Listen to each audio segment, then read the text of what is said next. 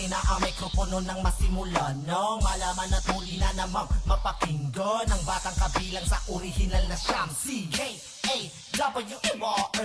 Dami nagkakala, nakala na ko'y wala na. Sino ba nagsabi ang sabi nagpahinga na? Ang isang katulad ko ababat naniwala ka sa mga ulot, lalo na sa mga hinayupa. Relax ka lang boy, wala itong batang mo. Tapos na ko dyan, di na to isip bata. Eto pa nga meron akong bagong dala na estilo na Pino at puro-puro tong Pilipino. Pansin mo ba kung paano ko pinapaagos? Ito nang maayos sa J.E. Beats. Tapos itanong mo na saan ako nung nawala. Di mo naman nabatin o naririnig ang aking dinig, bibig ko'y abala. Kung sasabihin ako bumalik pa ka, di naman talaga nawala ang aking dinawa na pagpapahinga sa pagbikas sa mga tula. Pangalan kong kawayan ay di na mabubura. Kung mananatili ka di na ipilit hanggang sa may musika na babatid ka. Di ko sasabihin ako bumalik pa ka, di naman talaga nawala ang aking dinawa na pagpapahinga sa pagbikas sa mga tula.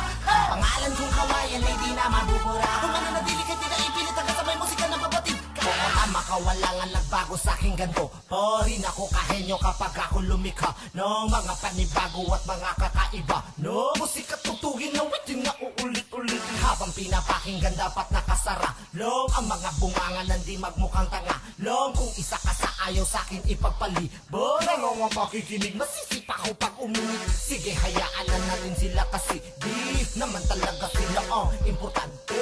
Ang mahalaga ay ganitong nabubuhay ang musika at nabibigyan ko